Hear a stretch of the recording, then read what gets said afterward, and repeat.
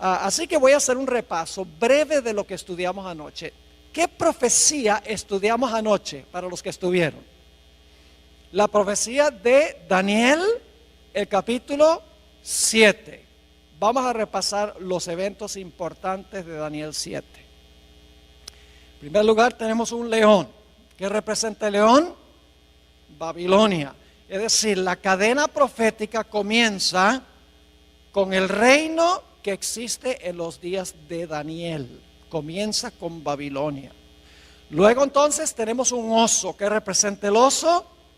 Los medos y los persas que conquistan a Babilonia. Luego tenemos un leopardo. ¿Qué representa el leopardo? Grecia, que conquista al reino de los medos y los persas.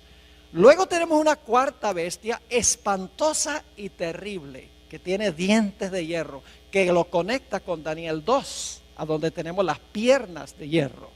Y dice que esta bestia desmenuza, destroza, pisotea todo lo que consigue por el camino. Y esta cuarta bestia tiene 3 etapas consecutivas de dominio. ¿Cuáles son esas 3 etapas de dominio que tiene esta cuarta bestia? En primer lugar, la cuarta bestia gobernando por un periodo sin cuernos. Eso lo estudiamos anoche. La mayoría del tiempo de este cuarto reino, el reino existe sin cuernos. Pero luego, hacia el final de su periodo de dominio, en la cabeza de esta cuarta bestia le salen ¿qué? Le salen 10 cuernos. Y luego cuando los 10 cuernos están completos, en medio de los 10 sale un cuerno pequeño, un cuerno pequeño. Ahora, nosotros estudiamos anoche qué representa todo esto. La cuarta bestia representa el imperio romano, sin cuernos. El imperio romano fue un imperio no dividido durante la mayor parte de su existencia. El imperio romano desde el año 168 a.C. hasta el año 476 después de Cristo fue un solo reino unido. Pero en el 476 el imperio romano se había dividido en 10 reinos como resultado de las invasiones de las tribus bárbaras en lo que hoy es Europa occidental. Y luego, cuando estaban esos reinos completos, se levantó el cuerno pequeño que anoche identificamos como Roma papal, el papado, no la Iglesia católica. Es un error decir que el cuerno pequeño representa la Iglesia católica, no, representa el papado. El papado es un sistema que une la Iglesia con el Estado. Eso es lo que significa la palabra papado, y eso lo vamos a ampliar más en nuestros estudios a través del día de hoy. Es decir, el cuerno pequeño gobierna 1260 años después que se levanta. Significa que el cuerno pequeño, el papado, gobernó desde el año 538 después de Cristo hasta el año 1798, cuando recibió una herida de muerte y quedó decomisada esta bestia. El papado quedó decomisado por un periodo de tiempo. Es decir, Daniel 7 nos ha llevado en la cadena profética a través de Babilonia, Medo-Persia, Grecia, el imperio romano dividido y el dominio papal hasta 1798. Es lo que se conoce como el método histórico de estudiar las profecías. No tenemos que adivinar, porque sabemos a dónde comienza la profecía. La profecía comienza con Babilonia en los días de Daniel. Sabemos dónde termina finalmente la profecía, aunque no incluimos eso anoche. Termina cuando Cristo toma el reino en Daniel 7. Y entonces podemos seguir la trayectoria desde su comienzo. Todos los reinos que se levantan en secuencia, podemos seguir la trayectoria hasta que la profecía alcanza su clímax. Sabemos a dónde estamos en cada etapa de la historia o de la cadena profética. Es un método matemático, un método sistemático, un método contextual de estudiar las profecías. Ahora, esta mañana queremos estudiar otra profecía paralela a la profecía de Daniel 7. Me refiero a Apocalipsis 13 y los versículos 1 al 10. Apocalipsis 13 y el versículo 1 al 10. Ahora vamos a leer los versículos 1 y 2 e inmediatamente vamos a ver la conexión con Daniel 7. Es decir, al leer estos dos versículos no nos va a caber duda alguna que hay una conexión entre Apocalipsis 13 y Daniel 7. Vamos a leer los versículos 1 y 2. Dice aquí Juan: me paré sobre la arena del mar y vi subir del mar una bestia que tenía 7 cabezas y 10 cuernos, y en sus cuernos 10 diademas, y sobre sus cabezas un nombre blasfemo. Y la bestia que vi era semejante a un leopardo, y sus pies como de oso, y su boca como boca de león, y el dragón le dio su poder y su trono y grande autoridad. ¿Cuántas bestias se mencionan aquí en el versículo 2? 4. ¿Se dieron cuenta o no? ¿Hay un león, sí o no? Sí. ¿Hay un oso? ¿Cómo no? ¿Hay un leopardo? ¿Hay una bestia espantosa y terrible? ¿Qué se le llama? ¿El qué? El dragón. ¿Cuántos cuernos tenía este dragón de Apocalipsis 13? Hay que regresar al capítulo 12, a donde habla de un dragón que trata de matar a un bebé y dice que ese dragón tiene 10 cuernos. Es decir, este dragón tiene 10 cuernos como el dragón de Daniel el capítulo 7.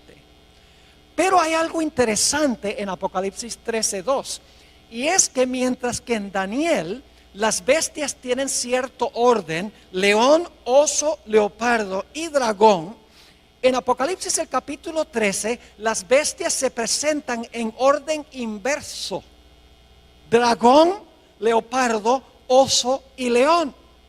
Y uno se pregunta, ¿por qué en Daniel empieza con el león y termina con el dragón, mientras que en Apocalipsis el capítulo 13 comienza con el dragón y termina con el león? La razón es muy sencilla. Daniel está viviendo en el periodo del león y está mirando hacia adelante, mientras que Juan está viviendo en el periodo del dragón, el imperio romano, y está mirando hacia atrás. Esto demuestra claramente la trayectoria profética. Ahora, hay un punto crucial que quiero recalcar, y es que la bestia de Apocalipsis 13 representa lo mismo que el cuerno pequeño. Esa es una premisa básica. El cuerno pequeño y la bestia representan el mismo poder. Y ustedes dirán, pastor, ¿cómo sabe usted que el cuerno pequeño y la bestia representan el mismo poder? Hay 3 razones por las cuales sabemos que el cuerno pequeño y la bestia representan el mismo poder histórico. La primera razón es que el cuerno pequeño y la bestia están en el mismo punto de la secuencia. En Daniel 7 tenemos león, oso, leopardo, dragón, 10 cuernos, cuerno pequeño.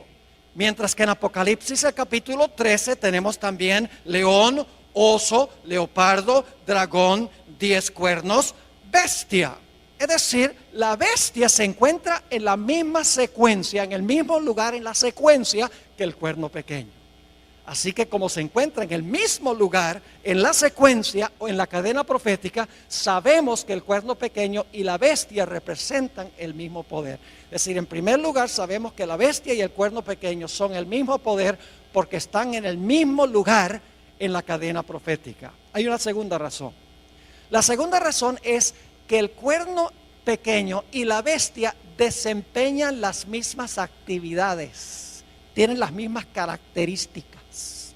Ustedes recuerdan que el cuerno pequeño dice que persiguió a los santos del Altísimo.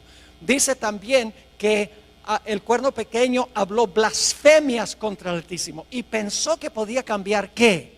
La ley de Dios. Ahora en Apocalipsis 13, si van conmigo, Apocalipsis 13 y el versículo 7, fíjense lo que se dice de la bestia.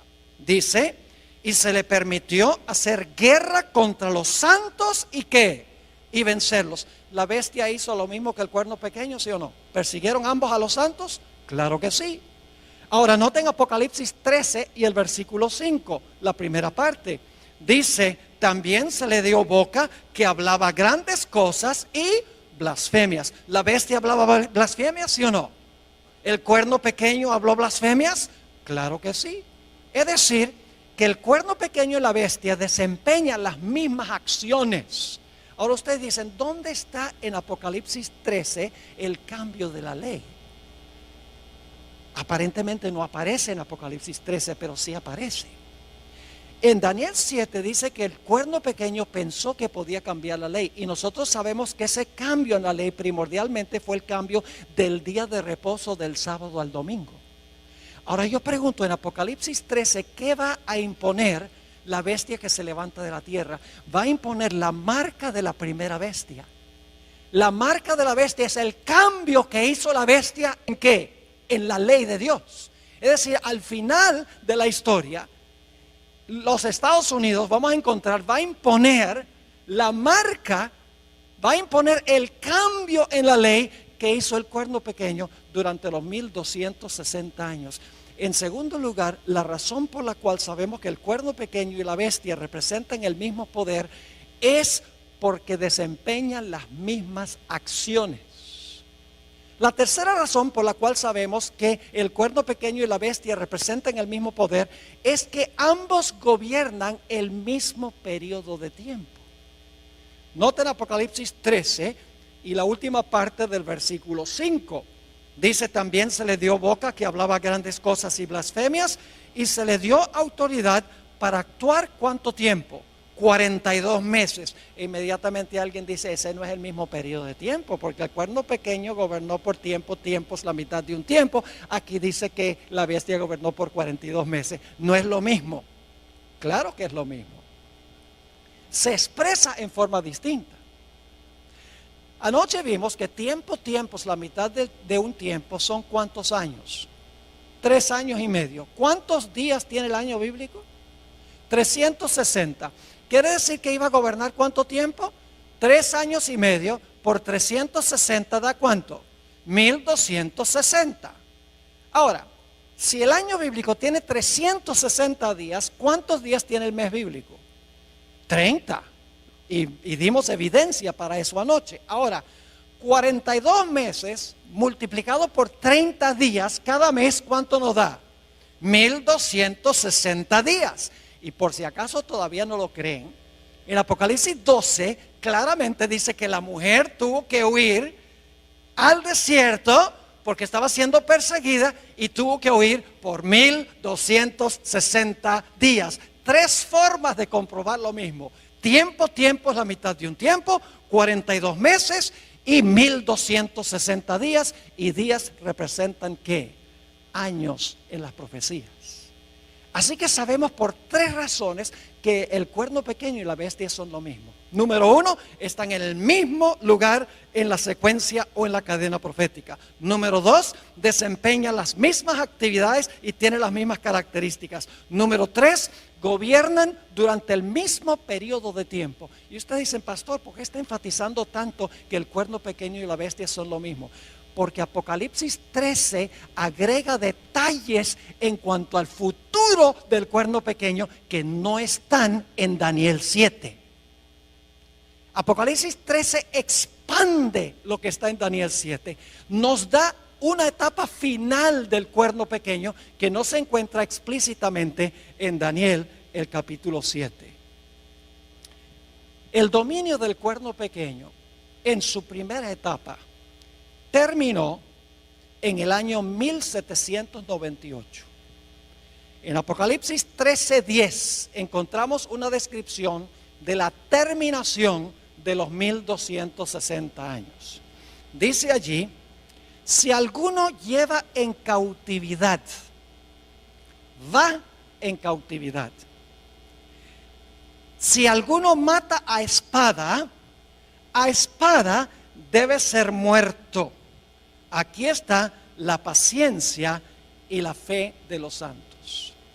Cuando terminaron los 1260 años, la Biblia dice que el poder que había llevado cautivo, ahora fue cautivo. El poder que había matado con la espada, ahora es muerto con la espada. Cautiverio y espada son el castigo de la bestia que gobernó durante un periodo de 42 meses. Ahora, ¿qué significa que este poder que llevaba en cautiverio iba a ir en cautiverio? Generalmente, como adventistas, nosotros decimos que el cautiverio representa el hecho de que el Papa Pío VI fue llevado cautivo a Francia, a donde murió en exilio. Generalmente le aplicamos esto específicamente a un papa. Pero mis hermanos y hermanas, esto tiene una explicación mayor. No es meramente un papa el que va a cautiverio en 1798. Es la bestia. Todo el sistema va en cautiverio en 1798. No solamente un papa individual. Ahora, en unos momentos vamos a ampliar más lo que significa que la bestia fue llevada cautiva en 1798 y que recibió una herida de la espada. Hablemos en primer lugar de la espada. ¿Qué representa la espada que la bestia usaba para matar y que le dio la herida mortal a la bestia? Si yo les preguntara qué representa la espada, probablemente muchos dirían, bueno, la espada representa la Biblia, la palabra de Dios. Y en verdad en la Biblia, la espada representa la palabra de Dios. No podemos negar eso. Porque el apóstol Pablo dice en Efesios 6:17 que tomad el yelmo de la salvación y la espada del Espíritu, que es la palabra de Dios. Es decir, en la Biblia la espada puede representar la palabra de Dios, pero aquí en este pasaje no representa la espada la palabra de Dios. La espada que hirió a la bestia no es la Biblia, no es la palabra de Dios. Y usted dice, pero pastor, si claramente Pablo dice que la espada del Espíritu es la palabra de Dios. Escuchen bien, hermanos y hermanas, en la Biblia los símbolos no siempre significan lo mismo. Por ejemplo, si yo les preguntara qué representa un león, ¿qué me dirían? ¿Un león puede representar a Jesús? El león de la tribu de Judá. ¿Puede representar a Satanás? Anda cual león rugiente buscando a quien devorar. ¿Puede representar a Babilonia? ¿Puede representar a Judá, hijo de Jacob? Nada más porque encuentra la palabra león, no significa que la palabra león representa lo mismo a través de toda la Biblia. Si yo les preguntara qué representa levadura, ¿qué me dirían? La gente dice pecado, pero no solamente representa el pecado, porque en la parábola que dio Jesús de la levadura, donde se coloca la levadura en la masa y la masa crece, la lección de Jesús es que cuando el Espíritu Santo está en la iglesia crece. Es decir, levadura allí no significa pecado. No podemos creer que cuando se coloca el pecado en la iglesia crece. No, cuando se coloca el Espíritu Santo la iglesia crece. Otro ejemplo, la expresión hijos de Dios. Algunas personas dicen, en el libro de Job dice que vinieron a presentarse los hijos de Dios delante de Jehová, entre los cuales vino Satán. Claramente son ángeles. Así que dicen, en Génesis 6, cuando dice que los hijos de Dios vieron que las hijas de los hombres eran hermosas, entonces esos fueron ángeles que cohabitaron con mujeres humanas. ¿Han oído esa interpretación? Y luego produjeron un híbrido que era parte ángel y parte ángel caído y parte humano. Pero lo que están haciendo es cometiendo el error de decir que la expresión hijo de Dios significa lo mismo en todos los contextos. Yo pregunto, la expresión hijo de Dios puede significar otra cosa en otros contextos. Nosotros somos hijos de Dios. Mirad cuál amor nos ha dado el Padre, que seamos llamados hijos de Dios. Entonces todos somos angelitos. No, la expresión hijos de Dios varía de acuerdo al contexto en el cual se encuentra. Así que cuando aquí dice que la espada hirió a la bestia, nada más porque Pablo dice que la espada del Espíritu es la palabra de Dios, no significa que aquí la espada representa la Biblia o la palabra de Dios. Aquí la espada no puede representar la palabra de Dios. Y usted dice, ¿por qué no? Escuchen bien. Dice que la bestia usaba la espada para matar. Yo pregunto, ¿el papado usaba la Biblia para matar a la gente? ¿El papado usaba la Biblia para matar a la gente? No. Así que podemos saber que esta espada que hirió a la bestia no puede ser la Biblia, porque dice que la espada que la bestia usaba para herir es la misma espada que le iba a dar la herida mortal. Entonces, claro, la clave es ¿qué representa entonces en Apocalipsis 13 la espada? La Biblia le da otra explicación a la espada. Romanos 13 y el versículo 1 al 4 habla de otra interpretación de lo que es la espada. Y esta interpretación se aplica a Apocalipsis 13. Dice allí en Romanos 13, 1 al 4, sométase toda persona a las autoridades superiores. ¿Quiénes son las autoridades superiores? El gobierno, muy bien, el poder civil. Porque no hay autoridad sino de parte de Dios. Y las que hay por Dios han sido establecidas. De modo que quien se opone a la autoridad, es decir, al poder civil, a lo establecido por Dios resiste. Y los que resisten acarrean condenación para sí mismos. Porque los magistrados, ahí está hablando del gobierno, porque los magistrados no están para infundir temor al que hace el bien, sino al malo. ¿Quieres pues no temer la autoridad? ¿Quieres no tenerle miedo al gobierno, al poder civil? Haz lo bueno y tendrás alabanza de ella. Y ahora viene el versículo clave. Porque es servidor de Dios para tu bien. Pero si haces lo malo, teme, porque no en vano que lleva la espada, pues es servidor de Dios, vengador para castigar al que hace lo malo. ¿Quién tiene la espada? El poder civil tiene la espada. ¿Y cómo usa el poder civil la espada? Yo pregunto, si una persona le roba a otra persona, ¿el poder civil usa la espada para encarcelar a esa persona? ¿Cómo no? En algunos estados, como Texas, si un individuo es culpable de asesinato, el poder civil usa la espada para ejecutar el decreto de muerte contra esa persona. ¿Cómo no? La espada significa la capacidad que tiene el poder civil para castigar violaciones del Código Civil. Usa la espada para castigar a los que violan el Código Civil, que violan las leyes legítimas del gobierno.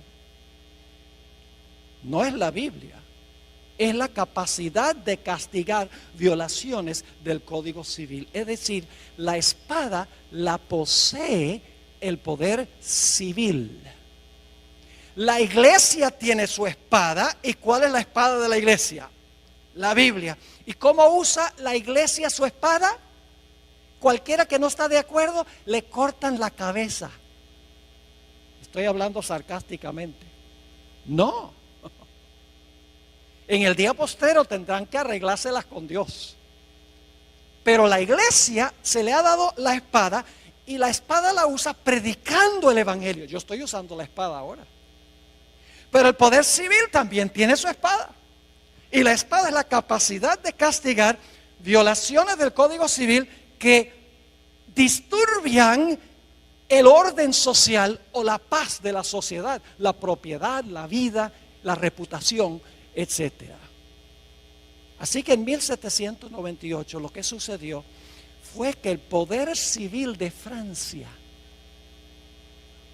que antes le daba la espada a la iglesia, ahora le quitó de la mano la espada y con esa espada se le volcó en contra y le dio una herida mortal al papado.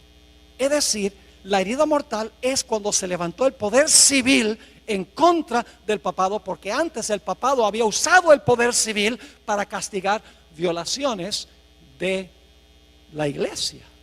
Cualquiera que no estaba de acuerdo con lo que enseñaba la iglesia decía al poder civil: mira, toma tu espada y castiga a esa persona, échalo a la cárcel, o incinéralo, o ponlo en la cárcel, o tortúralo. eso es lo que hacía la iglesia, usaba la espada del poder civil para castigar violaciones religiosas. Pero en 1798 Francia le quitó la espada a la iglesia católica, a la iglesia romana, le dijo: ya no vas a usar más la espada para perseguir. Y la espada se le volcó en contra de el papado en 1798. También dice la profecía que el que llevaba en cautiverio iba a ir en cautiverio. El papado llevaba en cautiverio a toda la gente. Pero dice que este sistema iba a ir como, iba a ir cautivo. Ahora, ¿qué significa que iba a ir cautivo este sistema? Necesitamos regresar al tiempo cuando las tribus bárbaras estaban invadiendo al Imperio Romano. Cuando estas naciones bárbaras vinieron del norte del imperio y empezaron a parcelarse lo que hoy es el Imperio Romano, lo que había sido el imperio occidental, el imperio que quedaba en Europa, las naciones donde está en Europa hoy, esa región se convirtió en un caos. No había emperador, no había quien pusiera ley, quien pusiera orden. Y por lo tanto, las tribus bárbaras le pidieron al obispo de Roma, que su religión se había proliferado por todo el imperio para ese tiempo, le dijeron: ¿por qué no pones tú la ley y el orden aquí en el imperio? Porque todo está en caos. Y de esa manera el obispo de Roma, que hoy conocemos como Papa, no solamente comenzó a gobernar en cosas religiosas, no solamente era el líder de la iglesia, sino que también se convirtió en el líder civil. Ahora, antes de que el papado ascendiera al trono temporal, el papado estaba atado, es decir, la bestia estaba atada y no podía desempeñar sus acciones. Pero cuando se quitó la restricción del imperio y el papado pudo subir al trono temporal, el papado ahora quedó libre para perseguir y desempeñar las acciones que dice la profecía.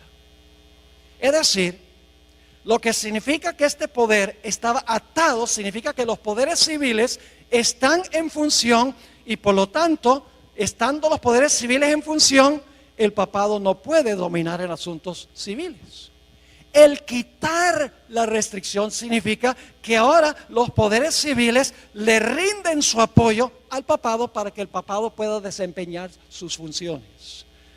Quiero leerles un par de citas de un cardenal de la Iglesia Católica, Enrique Eduardo Manning, a donde él explica lo que acabo de describir. Dice lo siguiente: cuando las tribus bárbaras, y yo no sé si vamos a tener esto en la pantalla para que la gente pueda ver esta cita, tal vez no la vamos a tener, pero voy a leerlo de todas maneras. Dice que cuando las tribus bárbaras invadieron el imperio, escuchen bien, los pontífices se hallaron solos porque ya no había emperador. Como la única fuente del orden, la paz, la ley y la seguridad. Es decir, cuando los bárbaros invadieron, ahora como no había emperador, no había ley ni orden, dice que el único que podía mantener un poco el orden eran los obispos, es decir, el obispo de Roma, los que llamamos papas hoy, los pontífices. Y ahora escuchen cómo se describe esto. Y desde la hora de esta liberación providencial, ¿qué necesita usted hacer para liberar a alguna persona? La persona tiene que estar ¿qué? La persona tiene que estar cautiva, ¿verdad? Si se va a librar es porque está cautiva. Es decir, cuando el Papa asciende, dice esto, para establecer orden en el imperio, no solamente religioso, sino civil, dice, desde la hora de esta liberación providencial, cuando por intervención divina se le cayeron las cadenas de las manos al sucesor de Pedro. Es decir, cuando ahora el papado no solo gobierna en asuntos religiosos, sino en asuntos civiles, dice que se le caen las cadenas de las manos al sucesor de Pedro, porque antes estaba ¿qué? Encadenado. Como una vez habían caído de las suyas, ningún soberano ha reinado en Roma, sino el vicario de Jesucristo. En otra cita, Manning dice lo siguiente: el papado esperó hasta el momento propicio en que Dios rompiera sus ¿qué? ¿En qué condición estaba el papado antes de ascender al poder civil, de usar el poder civil? ¿Estaba qué? Atado. Dicho sea de paso, aquí tenemos que entender 2 Tesalonicenses 2, donde dice que había uno que detenía para que no se manifestara el hombre de pecado. ¿Lo han leído? ¿Qué era lo que detenía al papado para que no pudiera manifestarse? El poder civil de Roma. Mientras el poder civil de Roma estaba, el hombre de pecado estaba ¿qué? Atado. Cuando es quitado del medio el poder civil y ahora el papado gobierna, ahora es ¿qué? Librado. ¿Están entendiendo o no? Ahora dice, el papado esperó hasta el momento propicio en que Dios rompiera sus ataduras y lo librara de la sujeción a los poderes civiles. ¿De qué es la liberación del papado? Son librados de sujetarse ¿a qué? A los poderes civiles, colocándolo así sobre el trono como dueño de su propia soberanía temporal. En 1798 lo que sucedió fue que la espada del poder civil de Francia, donde antes Francia usaba la espada para defender a la iglesia, el gobierno francés dijo, le quitó la espada y dijo, ya no te vamos a prestar la espada. La espada se levantó en contra del papado, le dio la herida mortal. Y en vez del papado ahora estar libre de ejercer dominio temporal, ahora el gobierno francés y nación tras nación en Europa le pone restricciones, no dejan que la iglesia use el poder civil y por lo tanto se le ponen otra vez las esposas a este sistema y queda encarcelado. Yo pregunto, ¿qué tendría que suceder para que este poder recupere su libertad y se sane de su herida? ¿Qué tendría que pasar? Tendría que recuperar el apoyo de la espada ¿qué? Del poder civil. Y tendría que permitir las naciones del mundo que este poder los use de nuevo, y entonces el papado ya no estaría restringido, sino que estaría ¿qué? Libre. Eso fue lo que sucedió en 1798. La iglesia quedó atada en el sentido de que ya no podía usar los poderes civiles. Recibió la herida mortal de la espada porque la espada ya no se prestó para ser usada por la iglesia para perseguir a aquellos que no concordaban con ella. Pero la profecía de Apocalipsis 13 nos dice que habrá otra etapa del cuerno pequeño o de la bestia. Apocalipsis 13 y el versículo 3 nos dice, después vi otra bestia, antes de eso, 13:3, vi una de sus cabezas como herida de muerte, y ahora escuchen lo que sucede, pero su herida mortal fue sanada, y se maravilló toda la tierra en pos de la bestia. Yo pregunto, ¿este poder va a recuperar su dominio? Sí. Recibió una herida mortal en 1798. Fue a cautiverio. Los poderes civiles ya no podían ser usados por este sistema. Pero la Biblia nos dice que este poder que recibió una herida de muerte, su herida mortal será sanada. Y toda la tierra se maravillará en pos de este sistema. Y claro, surge la pregunta, ¿cómo puede suceder esto? ¿Qué nación en su sano juicio le devolvería la espada y la libertad a este sistema tan despótico? Ahora llegamos a un punto, hermanos y hermanas, que parece casi increíble lo que vamos a estudiar en los próximos minutos. En Apocalipsis 13:11, inmediatamente después de hablar de la herida mortal y el cautiverio de la bestia, habla de una segunda bestia que se levanta de la tierra. Vamos a leer Apocalipsis 13:11.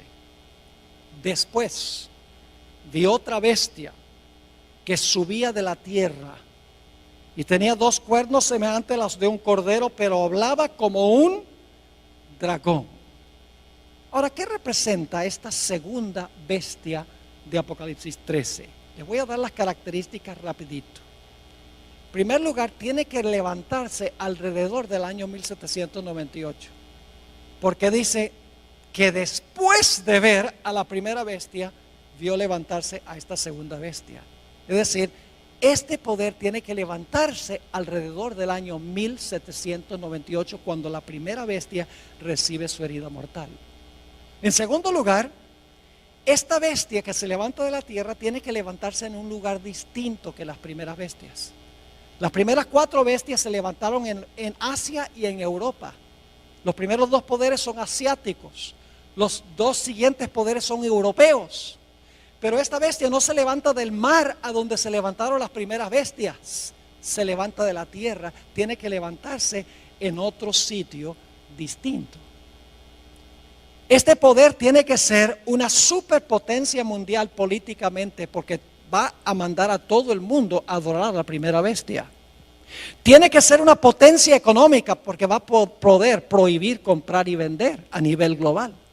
Tiene que ser una superpotencia militar, porque va a imponer el decreto de muerte contra aquellos que no adoren a la primera bestia y reciban su marca.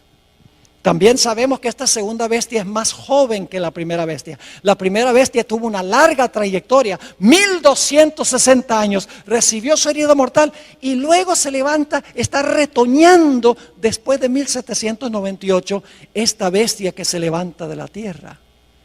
La segunda bestia es más joven que la primera bestia, pero es contemporánea con la primera bestia. Ahora, lo más insólito e increíble, mis hermanos y hermanas, es que esta segunda bestia que se levanta de la tierra va a ayudar a la primera bestia a recuperar el poder que perdió, a recuperar su libertad y su espada. Ustedes dicen, ¿cómo sería posible eso? Que esta nación, porque una bestia representa una nación, que se levanta alrededor del año 1798, una superpotencia económica, política, militar, que no se levanta ni en Asia ni en Europa, que esa nación lo que va a hacer es ayudar a la primera bestia a recuperar la espada y a salir de la cárcel. ¿Cómo es posible tal cosa? Es lo que la profecía dice. Ahora escuchen, las bestias de Daniel 7, cada una pelea con la bestia anterior para quitarle el poder.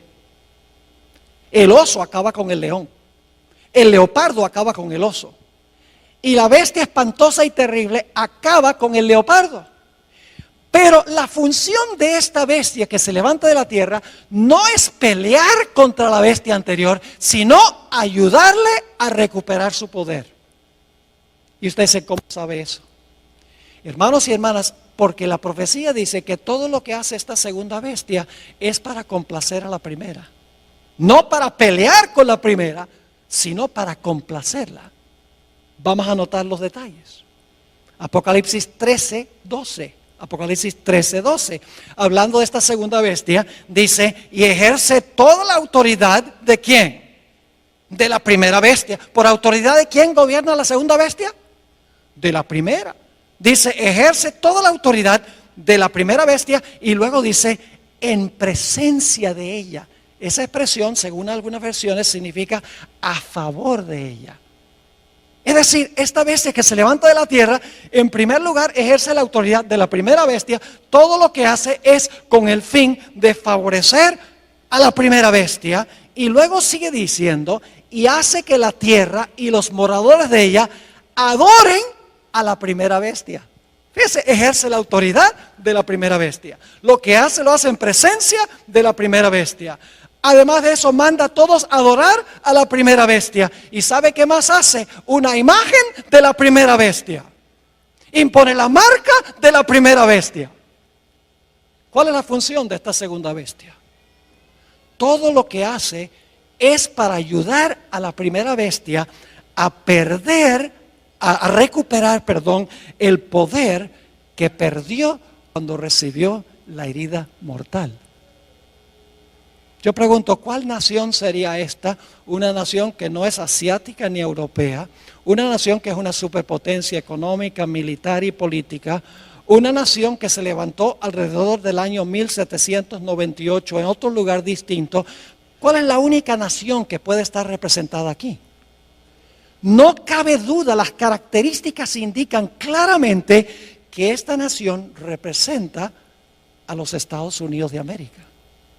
Dice, pastor, esto es ridículo. Usted está diciendo que los Estados Unidos, que incorporó en su constitución la libertad civil y religiosa, que le va a devolver al papado su libertad y le va a brindar otra vez la espada del poder civil para perseguir a los que no están de acuerdo con lo que enseña y practica la iglesia. Pastor, eso es ridículo. Nunca podría pasar en este país de la libertad. Yo pregunto, ¿en qué se parece un cordero a un dragón? En nada. Esta es una bestia contradictoria.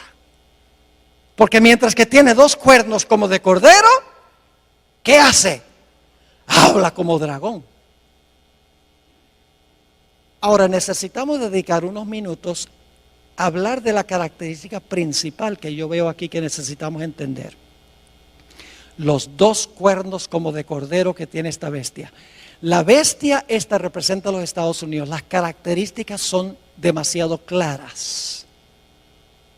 Y dice que esta bestia tiene dos cuernos como de cordero. Ahora la pregunta clave es, ¿qué representan los dos cuernos como de cordero? El paralelo más cercano que tenemos se encuentra en Daniel 8. Así que vamos a Daniel 8, el capítulo 8 y el versículo 3. Ahí encontramos un carnero. ¿Y cuántos cuernos tiene el carnero? Dos cuernos tiene el carnero. Es una sola nación, porque es un solo carnero. Pero ese solo carnero tiene ¿qué? Tiene dos cuernos. Dice allí, en Daniel 8:3, alcé los ojos y miré. Y he aquí un carnero, una sola bestia, que estaba delante del río y tenía dos cuernos. Y aunque los cuernos eran altos, uno era más alto que el otro y el más alto creció después. Así que quiero que se imaginen un carnero, que es un cordero macho. El carnero tiene dos cuernos, una nación con dos cuernos. Ahora la pregunta clave es, ¿qué representan los dos cuernos? Los dos cuernos representan dos reinos en esa misma nación. Noten el versículo 20. El versículo 20 tiene la explicación. Dice, en cuanto al carnero que viste, que tenía dos cuernos, estos son los reyes ¿de qué? De Media y de Persia. Era una nación que se componía de dos reinos. Entonces yo pregunto, ¿qué representan los dos cuernos como de cordero? Tiene que ser una sola nación porque es una sola bestia.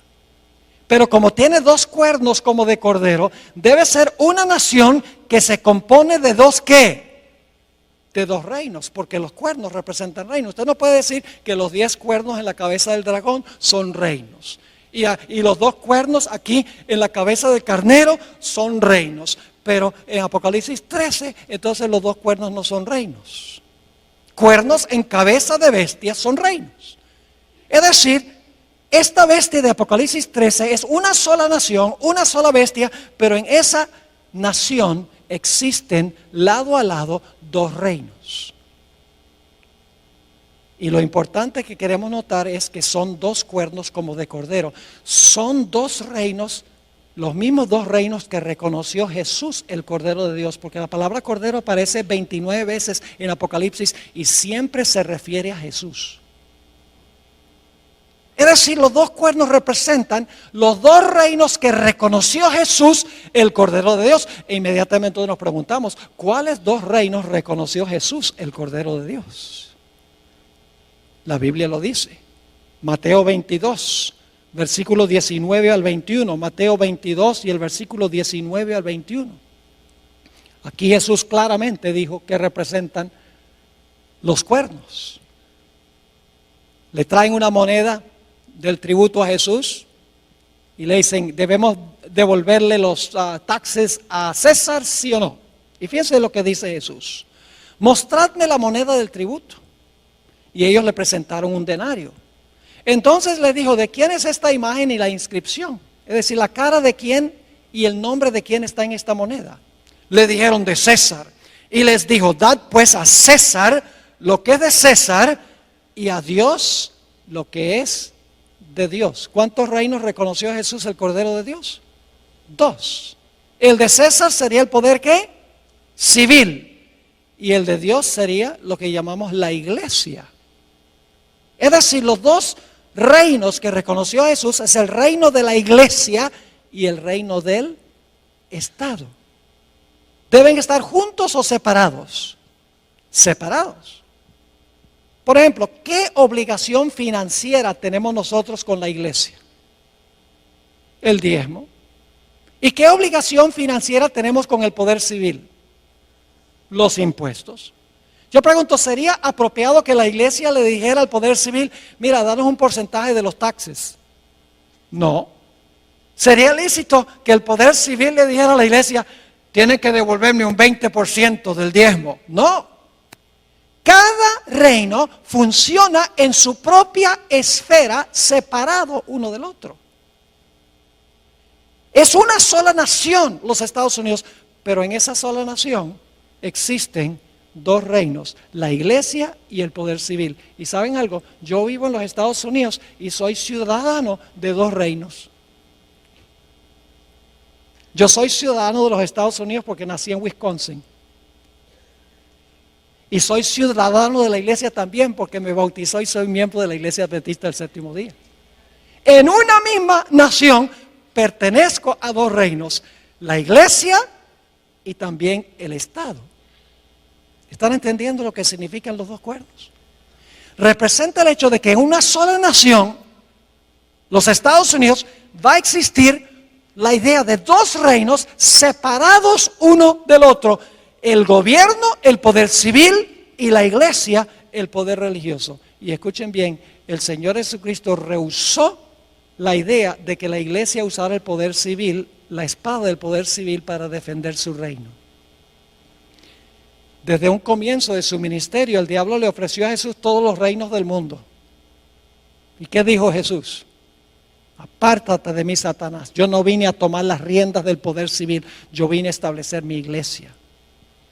Jesús reconoció la existencia de 2 reinos. Noten Juan 18:36. Aquí Jesús está en una entrevista personal con Pilato y Pilato le pregunta, bueno, ¿eres tú un rey, Jesús? Y fíjense lo que dijo Jesús. Mi reino no es de este mundo. ¿Cuántos reinos reconoció Jesús? 2. El de él y ¿cuál? El del mundo. Mi reino no es de este mundo.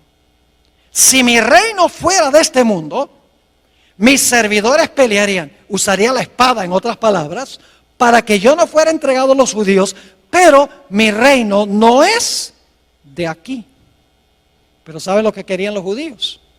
Los judíos constantemente querían que Jesús se apropiara del poder civil, del poder del gobierno, que usara la espada para imponer su religión. Jesús dijo, yo no vine a eso. Yo vine a establecer un reino, mi iglesia. La hermana White dice que Jesús se mantuvo separado de la administración del gobierno civil de Roma. Nunca vemos a Jesús apelando a Roma para defender su reino. Jamás. Sus propios discípulos manifestaron que ellos querían usar la fuerza del poder civil para castigar al que no estaba de acuerdo con el reino de Jesús. Santiago y Juan, los hijos del trueno, cuando Jesús estaba en su último viaje a Jerusalén, Jesús quería pasar por algunas aldeas samaritanas para cortar camino a Jerusalén y pidió permiso y las aldeas dijeron, no puedes pasar por aquí. Santiago y Juan se indignaron. Y le dijeron a Jesús, ¿cómo se les ocurre a esas aldeas decirle no a nuestro Mesías? ¿Quieres que llamemos fuego del cielo y quememos esas ciudades? Querían usar la fuerza para imponer su religión.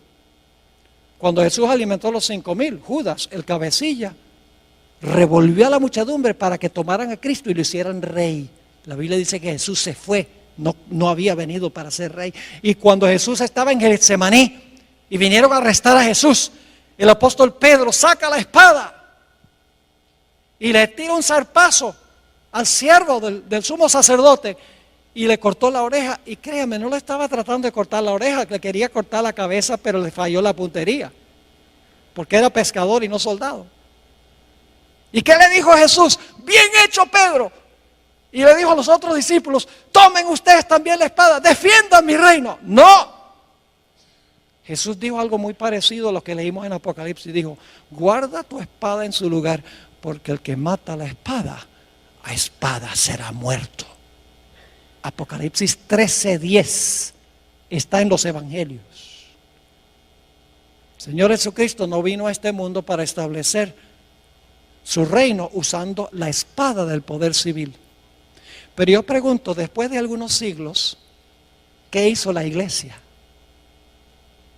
La iglesia se tornó apóstata porque ascendió al trono, fue librado de los poderes civiles y ascendió ahora para gobernar, salió de la cárcel, fue librado y ahora gobierna en asuntos civiles y usa la espada del poder civil para imponer su religión. Eso pasó en los días de Constantino. En adelante la iglesia se tornó apóstata. Y el reino que Jesús había rechazado, ahora el obispo de Roma dijo, yo lo acepto. ¿Están entendiendo lo que significa la liberación de este sistema? Lo que significa el tomar la espada. Mis hermanos y hermanas, lo que sucedió en 1798 fue que el poder civil le quitó el apoyo de la espada al papado. Dijo, ya no nos vas a usar más. Y como ya no lo podía usar más, este poder quedó cautivo, quedó amarrado. El mismo libro de Apocalipsis explica qué significa estar atado o estar librado. Permítame mencionar brevemente eso y luego terminamos. Yo pregunto, ¿el diablo hoy en día está suelto causando desastres? ¿Por qué puede Satanás hoy en día causar tantos desastres? Porque él tiene gente que lo apoya, ¿sí o no? Mientras tiene sus gentes, primordialmente los reyes de la tierra, está libre.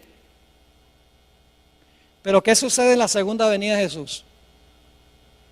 Todos los que lo apoyan, ¿qué? Van a quedar muertos.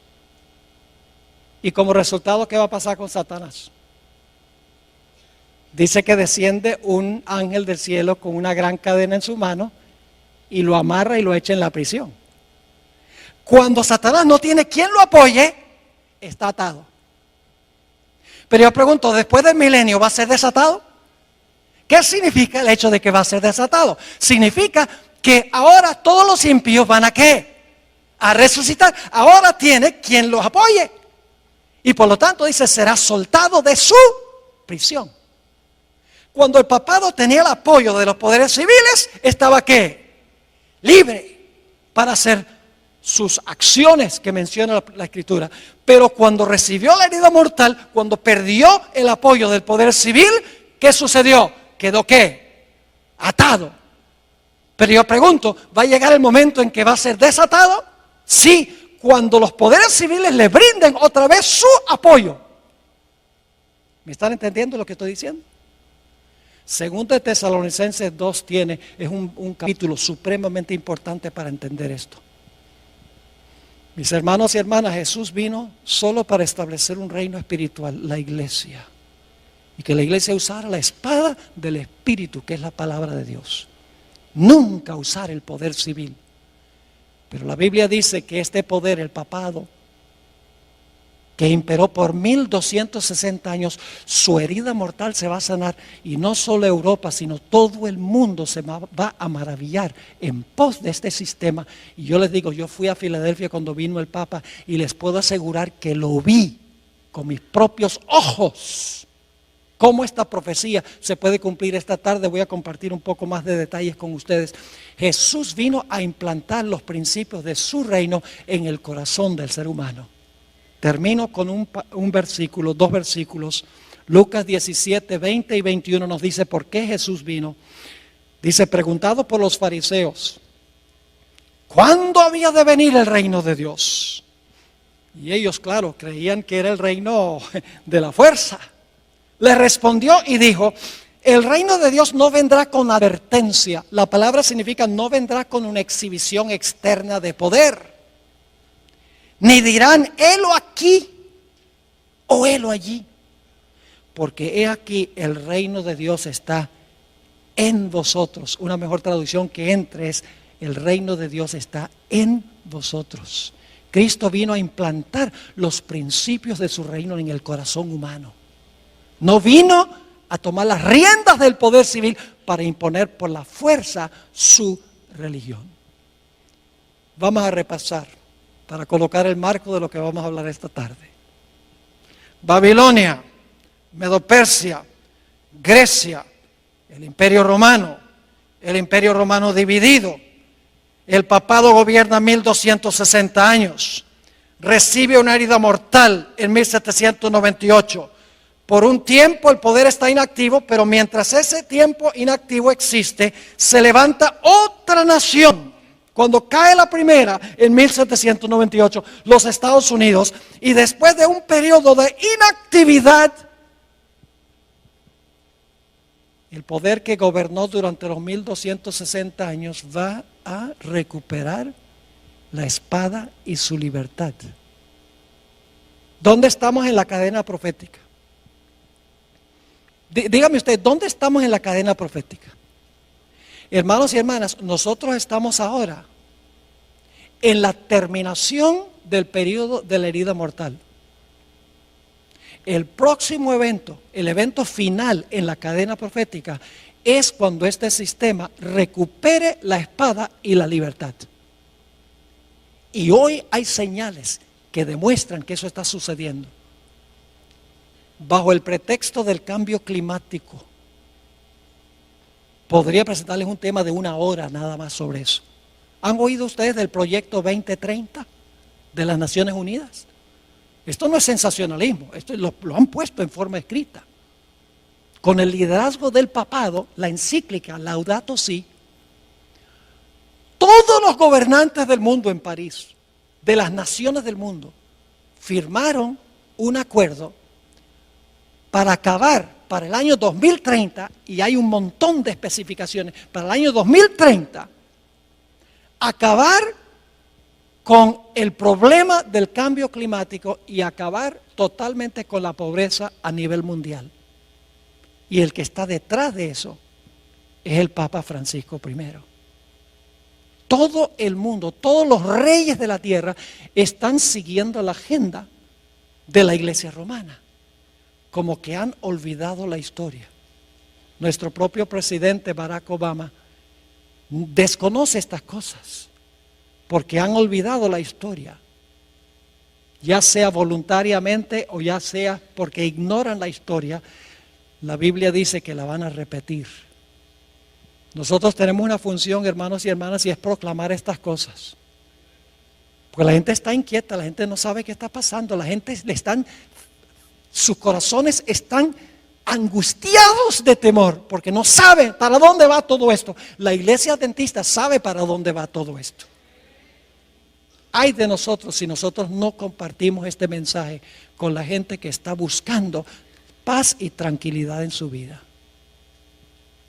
¿Le quedó claro lo que estudiamos?